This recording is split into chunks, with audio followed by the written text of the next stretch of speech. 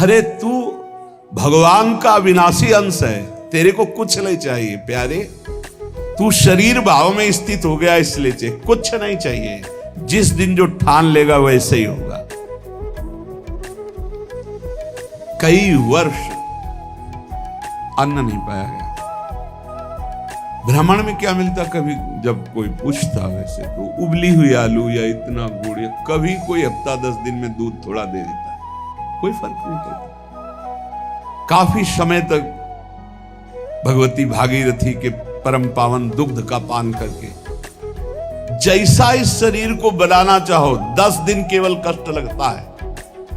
जैसे अन्न छोड़ो तो 10 दिन परेशानी, फलाहार छोड़ दो, केवल जल पे आ जाओ तो 10-15 दिन परेशानी। इसके बाद शरीर उसी में सेट हो जाएगा, वो उतने जल की खुराक में अपने जीवन को चलाने लगेगा। घबराते हो केवल कि ऐसा कैसे चल सकता है। सब सहन करने की कोशिश करो, सब सह लोगे। सच्ची मानिए, ये अच्छे अच्छे पदार्थ खाकर सुविधाजनक जीवन व्यतीत करके वो उच्च कोटि की अध्यात्म की ऊंचाई बहुत कठिन, बहुत कठिन। लालसा तो बहुत ऊंची करते हैं, लेकिन आचरण हमारे अगर ठीक नहीं है, हमारी वैसी लालसा के अनुसार साधना नहीं है, वैसे हम चल नहीं रहे, तो कैसे लालसा पूर्ण होगी। समझो पहले, देहूति जैसी पत्नी के लिए 10,000 वर्ष तक करदम जी को तपस्या करनी पड़ी थी। भगवान प्रकट हुए थे तब महाराज आदि सम्राट मनुष्य रूपा से प्रकट हुई देहूति जी, और भगवान कपिल देव जी जैसे पुत्र प्रकट। तपस्या, भजन। बोले ये जो मंद बुद्धि वाले हैं, अच्छा खाने को मिल रहा है, सुविधाजनक रहने को मिल रहा है, दिन कट रहा है, दिन काटने के लिए मिला है। अरे एक एक मिनट सार्थक करने के लिए, काटने के लिए नहीं। दांती पीस के भजन होता है। देखो हम बताएं तुम्हें अनुभव की बात, 10-5 मिनट भजन में मन लग जाएगा जो अच्छा अभ्यास किए हो। शब्द याद रखो, या हम खाई पी बातें कहते हैं। अगर भजन का अभ्यास अच्छा कर रहे हो तो 10-5 मिनट, बहुत बहुत 20 मिनट घसीट ले। इसके बाद वो संकल्प विकल्प खड़ा करेगा, बेमतलब की बातें सामने, और भजन को रोकने की कोशिश करेगा। चलाओ, एक मंत्र चलाना, दूसरा नहीं चलाना।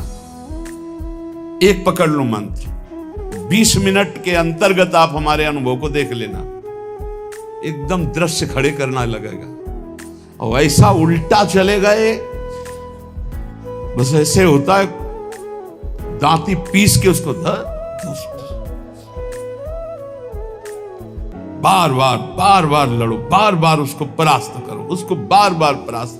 बेमतलब की बातें, बेमतलब का दृश्य, बेमतलब की घटनाएं उपस्थित करके वो मंत्र को रोकेगा।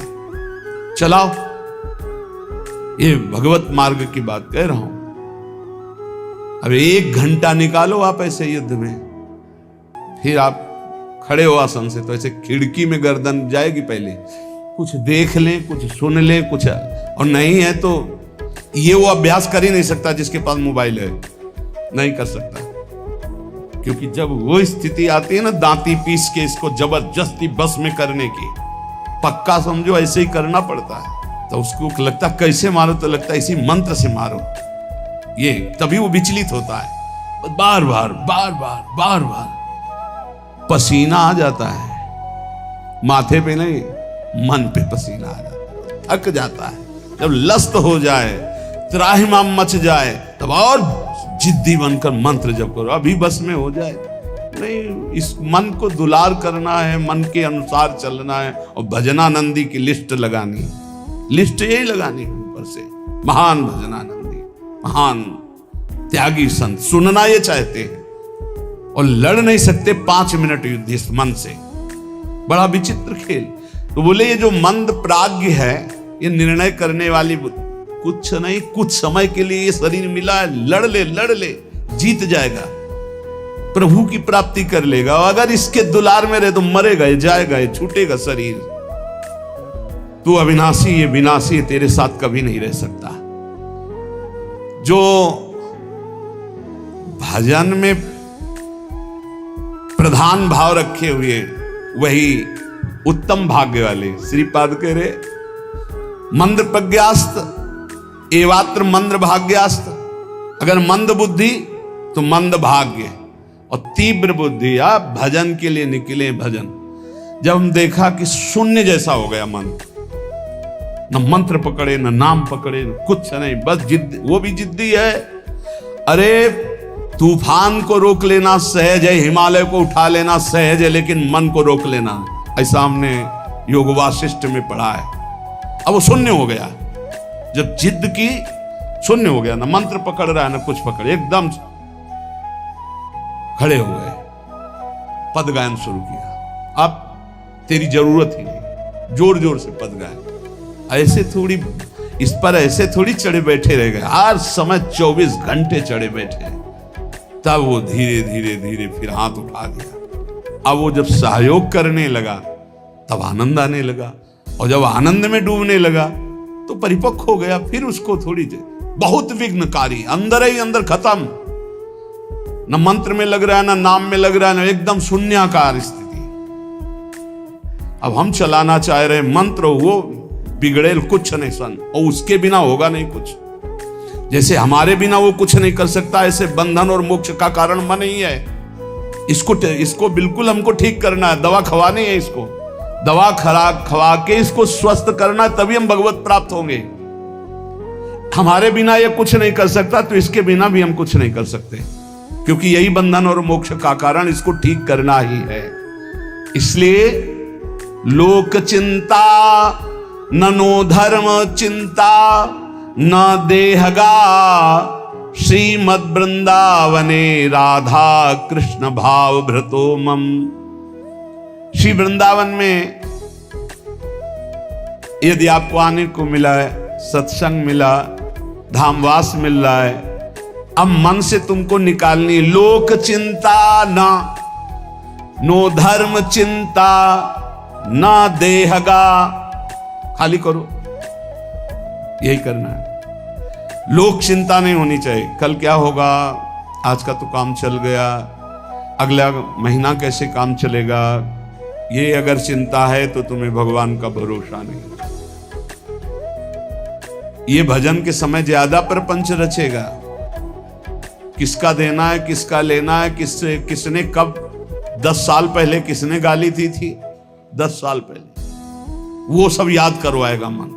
मन जलेगा, उसने ऐसा क्यों कहा था, उसने तब पकड़ो कि इस समय मंत्र जपने के लिए बैठे हुए, प्रपंच करने के लिए बैठे हुए। नहीं देखो ना, यही करता है। आप जब बिल्कुल एकाग्रता पूर्वक टीवी देखते हुए तो फिर बढ़िया है, फिर कोई परेशानी नहीं।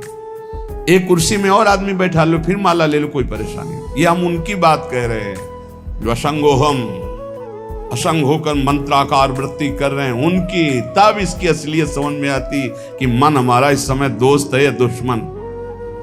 भजन के एकदम विरुद्ध खड़ा हो जाता है। लोक चिंता, अभी क्रियाओं की भी चिंता करो, भजन हो जाएगा, अभी तो वो करना है, अभी वो करना है। वो जिस समय भजन में बैठो उस समय ये सोच लो कि अगर आसपास आग लग जाए तो भी हम नहीं उठेंगे। आसपास आग लगी हो तो भी नहीं उठेंगे। योगक्षेमम वहाम में हम करने वाले भगवान मुझे उठाए आके या आग को शीतल करें, उनका विषय है। और सच्ची कहते हैं यदि जब चल रहा है तो अग्नि की भी ताकत नहीं कि आपके रोम को झुलसा दे, यदि सत्य भाव में स्थित हो। प्रहलाद जी को आग में झोंक दिया गया, कबीरदास जी को आग में झोंक दिया गया, कुछ नहीं हुआ, क्योंकि आग में जो दायिका शक्ति है वो प्रभु के द्वारा दी गई है, प्रभु ने ही प्रकट की है। पूरी लंका जल गई, हनुमान जी महाराज की पूंछ के बार में भी झुलसन नहीं हुई। क्यों?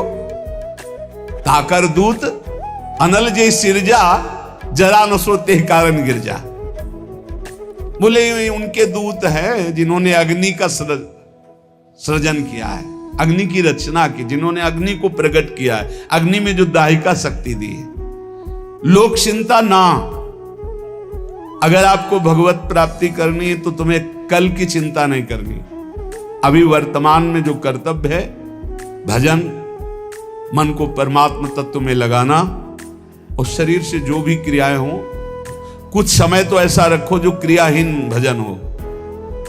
शांत, हम तो कहते हैं माला भी मत लो उस समय, ईमानदारी वाला भजन कह रहे हैं। शांत बैठ जाओ, बस केवल आंखों के सामने मंत्र चलाओ, चाहे आंख बंद करके चाहे खुला करके, बस देखो ये कहां जाता है।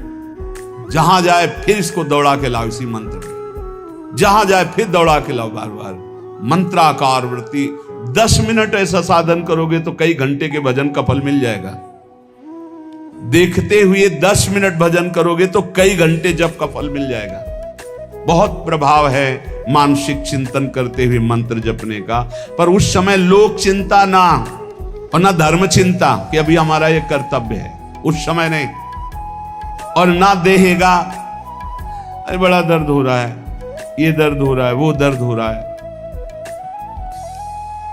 तुम्हारे किसी के दर्द तो कभी कभी होता होगा, हमारा दर्द का तो संबंध हो गया है, दर्द से हमारा तो संबंध हो गया है। जैसे तुम्हारा स्वाभाविक कभी बुखार आदि आवे तो शरीर में पीड़ा होती ना, ऐसी हमारे तो रोज बनी रहती है। इसके ऊपर उठे तब कांखना हो आएगा कि बहुत दर्द हो रहा है, फिर ऐसा आएगा। जितना तुम्हें कांखने पे आता है उतना तो रोज हमें रहता है, उतने का तो अभ्यास है इस शरीर को। उसके ऊपर जब होता है तब पकड़ के चलने की बात आती है। देहगा, और आप सच्ची मानो ऐसी स्थिति में भी गुरु कृपा से, गुरु प्रसाद से जो बैठने की, जो टहलने की, जो चिंतन की दिनचर्या, उस पर कोई फर्क नहीं। वैसे ही देह की भी चिंता नहीं करनी, धर्म की भी चिंता नहीं करनी, लोक की जीवन की भी चिंता नहीं करनी। कूद पड़ो, इस मार्ग में कूद पड़ो, खजाना ही खजाना हाथ में आ जाएगा। श्रीपाद कहते हैं जब कोई ऐसे भजन करता है तब उसके अंदर भावना श्यामा श्याम की जागृत होती है। तब भावोत्सवेन भजताम रस काम धेनु। संत वाणी, महापुरुषों का प्रत्येक वचन भगवत प्राप्ति के लिए बहुत अमृतमय सहायक है। कह रहे हैं अंधी करोमि भुवनम बधरी करोमि धीरम सचेतन मचेतनताम नयामि कृत्यम न पश्यति नयेन हितं शृणोति धीमान धीतमति न प्रतिसंदधाति। जो व्यक्ति बात बात पे क्रोध करता रहता है वो अपने भजन को छीण कर देता है, उसका भजन फलदायी नहीं हो पाता। अंधी करोमी, वो अंधा हो जाता है और ऐसे बात बोल देता है, ऐसी क्रिया कर देता है, ऐसी चेष्टा करता है, ऐसा संकल्प बना लेता है, उसका भजन क्षीण हो जाता है। क्रोधी पुरुष का भजन क्षीण हो जाता है, वो भगवत प्राप्ति कराने में समर्थ नहीं होता। अंधी करोमी भुवनम बधरी करोमी, गुरुजन उसे बोले समझावे तो उसको गुस्सा आ जाएगा, वो बहरा हो जाता है, उनकी बात नहीं सुनता, वो अंधा हो जाता है, वो चेतन होते हुए जड़ हो जाता है। बस वो मैं ऐसा कर सकता हूं, मैं ऐसा कर दूंगा, वो अपने परम कर्तव्य को भूलकर अहित की बात बोलना लगता है, गाली गलौज करना। इसलिए बुद्धिमान पुरुष को चाहिए, जो भगवत प्राप्ति करना चाहता है, इस क्रोध रूपी शैतान से बचे। ये आ गया तो ना गुरुजनों की बात सुनेगा, ना देखेगा, ना समझेगा, जड़ जैसा हो जाएगा और बहुत गंदी गंदी बातें बोलने लगे, गाली गलौज, अपराध प्रवृत्ति, हिंसा आदि। जो उपासक भगवत प्राप्ति करना चाहता है, इस क्रोध से बचे। क्रोध बहुत ही हानिकारक है। ये बहुत अच्छा रहेगा, बहुत पक्के हो जाओगे। जब घर से निकले तो जन्मभूमि से थोड़ा ही निकले थे कि मन ने डरवा दिया, भोजन कहां करोगे, कौन देगा भोजन। तो ये तो अभी तो शुरुआत ही हुई कि इसने हमारा साथ ही देना बंद कर दिया, बिल्कुल घबराहट पैदा कर दी। कहां रहोगे, कौन तुम्हारा पालन पोषण करेगा, कौन तुम्हारी रक्षा करेगा। इतने प्रश्न उठा दिए पर कदम नहीं रोका, खड़े नहीं हुए, भागे। कहीं कोई जग न जाए, कहीं कोई देख न ले, तो भागते गए और उत्तर देते गए मन को, प्रभु जहां जैसे रखेंगे वैसे रहूंगा, प्रभु भूखे रखेंगे तो भूखा रहूंगा, प्रभु अगर पिटवाएंगे तो पिट लूंगा, प्रभु मरवा डालेंगे तो मर जाऊंगा, कदम पीछे नहीं लौटाऊंगा। पता नहीं पूर्व का कुछ होगा ऐसा। वही शब्द पूरे जीवन भर उत्तर देता रहा इस मन को। जब इसने पछाड़ मारने की कोशिश की ता उसको वही उत्तर नहीं, तो कदम आगे बढ़ते चले गए। महासहानि दुखानि सुखान्युन्मादकानि वा। अब कोई दुख नहीं है। क्यों? जैसे अपनी घर आ जाए और पता चले गाड़ी बिगड़ गई तो सुख होगा इस बात का कि गाड़ी को तो बिगड़ना ही था, पर घर आके बिगड़ी ये बहुत हुआ। अच्छा, अगर कहीं रास्ते में बिगड़ जाती तो गड़बड़ हो जाता, फिर पता नहीं अंधेरा हो जाता और हम अपने घर तक नहीं पहुंच पाते। लेकिन कृपा ये हुई कि जब घर दिखाई दिया कि आ गया तो गाड़ी बिगड़ गई, तो कोई परेशानी नहीं हुई, अपनी अटैची उतारी, अपने घर आ गए। ऐसे महासुखानी, पक्का विश्वास करो, यदि आप पहले से तैयार रहोगे दुखों से लड़ने के लिए, तो आप कभी प्रश्न नहीं करोगे कि हमारे साथ भगवान ऐसा क्यों कर रहे हैं। अगर ये प्रश्न आ गया कि हमारे साथ प्रभु ऐसा क्यों कर रहे हैं, तो ना आप शरणागत हो और ना आप भगत हो। ये प्रश्न भक्त के हृदय में नहीं होते। बहुत बार सुन चुके हो। ये प्रश्न नहीं होते कि आपने दुख क्यों दिया। आज तक किसी भक्त के मुख से ऐसा नहीं निकला, आपने ऐसा क्यों किया, ये प्रश्न नहीं निकला। ये प्रश्न निकलता है जिसकी शरणागति पुष्ट नहीं होती, जिसका आत्मसमर्पण नहीं होता। तो हम पहले से महापुरुष जनों के वाक्यों से पुष्ट करते हैं, यदि आपको अभी शरीर स्वस्थ है तो खूब भजन कर लो, आगे दुख आने वाला है। लिख लो अपने लोगों की क्या भजन साधना है, जो रात दिन दिव्य भजन करते रहे। उनके जाते जाते शरीर में पूज्य पाद उड़िया बाबा जो 18 घंटे पद्मासन, 18 घंटे एक आसन में बैठे, उन महापुरुष के गुदाद्वार में ऐसा चटक गया था। वो जो भी नाम हमें तो याद नहीं है, ये इन नामों में नहीं है जो अभी लिए जाते हैं, गुदा रोग से संबंधित, जो बड़ा पीड़ा देने वाला रोग होता है, पर वो होता इन्हीं गुदाद्वार के अंतर्गत, बहुत पीड़ा। पर वो ऐसी स्थिति में भी पद्मासन में अपने आसन में बैठते थे, कोई औषधि प्रयोग नहीं। बोले इसका तो केवल ऑपरेशन होता है, बोले कोई जरूरत नहीं। कई महीने तक पीड़ा देता रहा, फिर गायब हो गया। क्यों? क्योंकि उतना ही प्रारब्ध है। वो जहां अपना कष्ट भुगवा दिया खत्म हो जाएगा, बिना औषधि के खत्म हो जाएगा। हिम्मत रखना। बड़े बड़े महापुरुषों के शरीरों में कष्ट आया है तो पहले से तैयारी कर लो। भला हम कष्ट की तैयारी क्यों कर ले? क्योंकि हमें सुख भोगना है।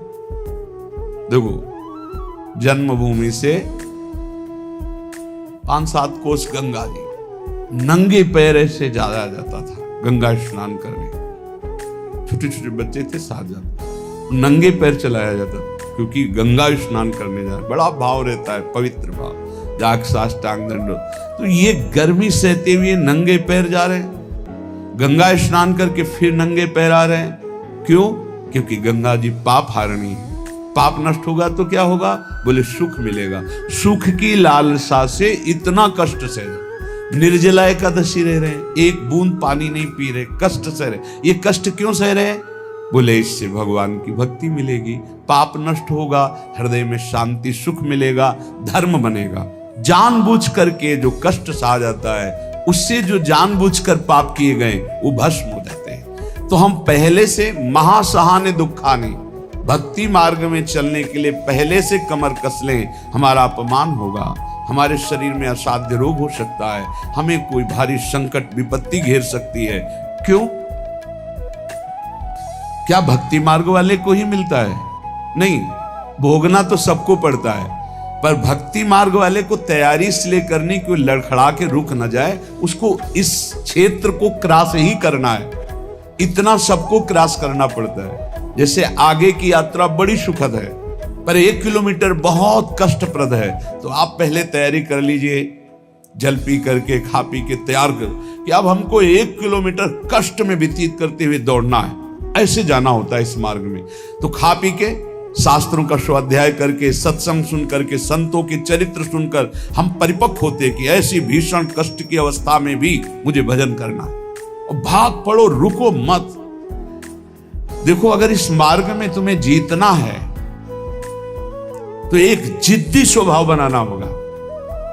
ये हमारे अनुभव की बात है। बड़े महापुरुषों के जीवन दिनचर्या को देखकर उसी का नकल करने की कोशिश की, अनुसरण करने की कोशिश की कि वैसे ही चलना है। कैसी भी परिस्थिति हो, हमारी दिनचर्या नहीं टूटनी चाहिए, बस आप जीत जाओगे। जरा सा कुछ शरीर में होता है तो कहां है वो, दिखाई नहीं, थोड़ा शरीर अस्वस्थ है। ये विषयी पुरुषों का होता है, ये शब्द विषयी पुरुषों का होता है। भगवत पार्षद साधकों का नहीं होता है, साधकों का नहीं होता है। किसी भी परिस्थिति में अगर जान है तो दिनचर्या है, पकड़ो, हमें ले चलो। नहीं ऐसे चलने लायक नहीं, चलो व्हील चेयर में बैठा लो, ले चलो, ये हमारा टाइम है चलने का, चलाओ। बिल्कुल जिद्दी स्वभाव, किसी की ना सुनना, अपनी दिनचर्या को भगवान मान करके चलना, बस जीत जाओगे, जीत जाओगे। कोई भी परिस्थिति परास्त नहीं कर सकती, कोई भी परिस्थिति। केवल आप बल रखो अंदर भगवान का, और अपनी दिनचर्या को प्रमाद स्थिति में मत देखो। नहीं, ये तो बहुत बड़ी हानि हो जाएगी, मेरे मन को ये प्रमाद करने की आदत बन जाएगी, ऐसा नहीं होगा। हमने बड़े महापुरुषों को देखा है, दिनचर्या भगवान का स्वरूप। कैसी भी परिस्थिति में यदि दिनचर्या को आपने टालना नहीं सीखा तो जीत जाओगे। हम जहां खड़े होते हैं वहीं खड़े होंगे, जिस टाइम खड़े होते हैं उसी टाइम खड़े होंगे, जिस टाइम बैठना उसी टाइम बैठेंगे, जिस टाइम लेटना उसी टाइम लेटेंगे। हर काम घड़ी से होता है, 1 मिनट का अंतर कभी नहीं, तो ऐसे नहीं। लड़ना सीखो, हारना नहीं। बड़ी भीषण गर्मी है, पहली बार सृष्टि में गर्मी पड़ रही है। ये गर्मी कटती थी काशी के घाटों में, जहां नीचे पत्थरों से लपट उठती थी।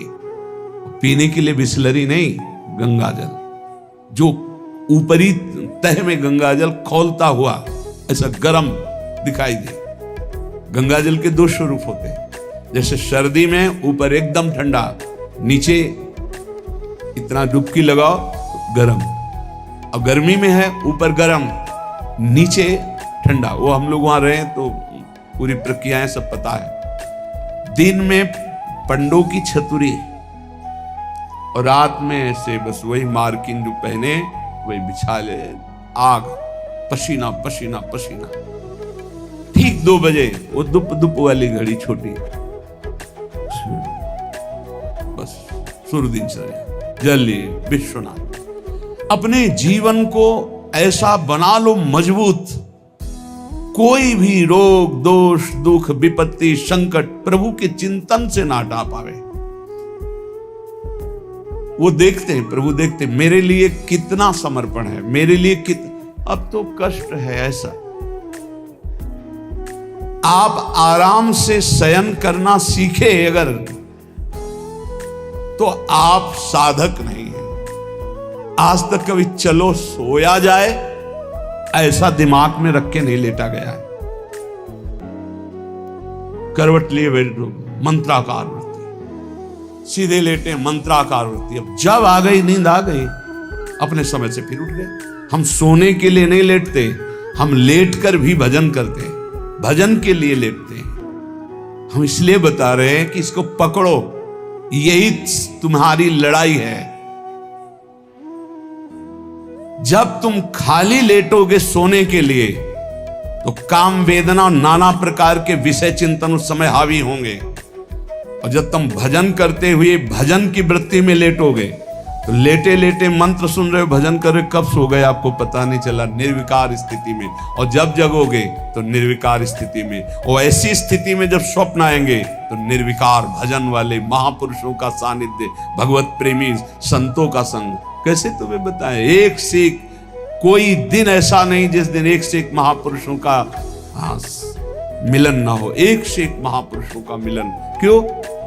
भगवान सब रूपों में है, उन्हीं की शरण में, उन्हीं का निरंतर चिंतन है, तो वो अपने भक्त का मनोरंजन करते हैं। भक्तों का मनोरंजन किससे होता है? भगवान से। भक्त जन मनोरंजन भगवान का नाम। तो कैसे मनोरंजन? जैसे आदमी थक जाता है तो बोले अभी लगाओ थोड़ी देर देखे, तो भक्त को विश्राम देने के लिए भगवान क्या करते? स्वाप्न में अपनी दिव्य लीलाएं, कभी किसी भक्त का सानिध्य, कभी वो जगह परमानंद में डूब रहा है, आज तो हमें कबीरदास जी के दर्शन हुए, आज तो हमें महापुरुष के, आज राधा बाबा के एकदम आनंद मगन, आज तो प्रभु देखो कैसी ये लीला दिखाई, बड़े बड़े दिव्य भाव। कब? जब शयन करने के लिए शयन नहीं कर रहे, भजन करते हुए शयन कर रहे हैं। जितना हमारा समय है लेटने का, बस उतना ही समय है, उसके अलावा नहीं। थक गए होगे आप, लेट जाओ।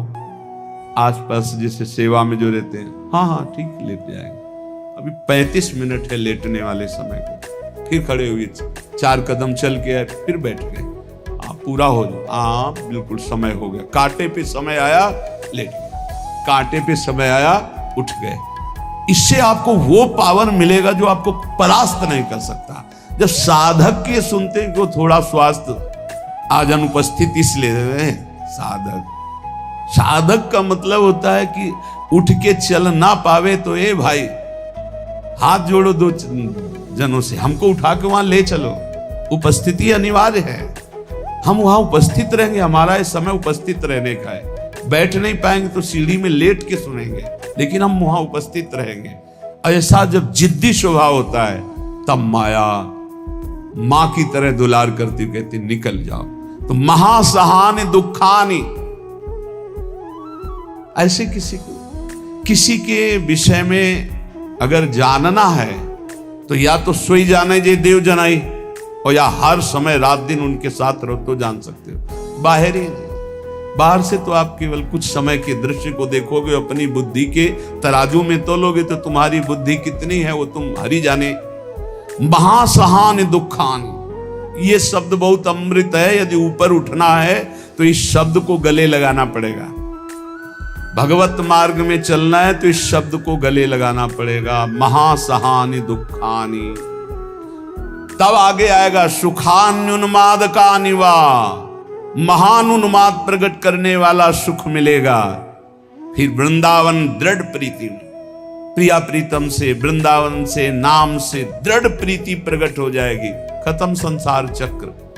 श्रीमद वृंदाटवी कुंज पुंजे नित्य विहारिणौ, गौर श्याम महाश्चर्य किशोरौ मम जीवनौ। श्री वृंदावन के निकुंजों में जो नित्य विहार करने वाली गौर श्याम महाश्चर्य में जोड़ी है, यही मेरा जीवन है, यही मेरा सर्वस्व है। मंद प्रज्ञास्त एवात्र मंद भाग्यास्त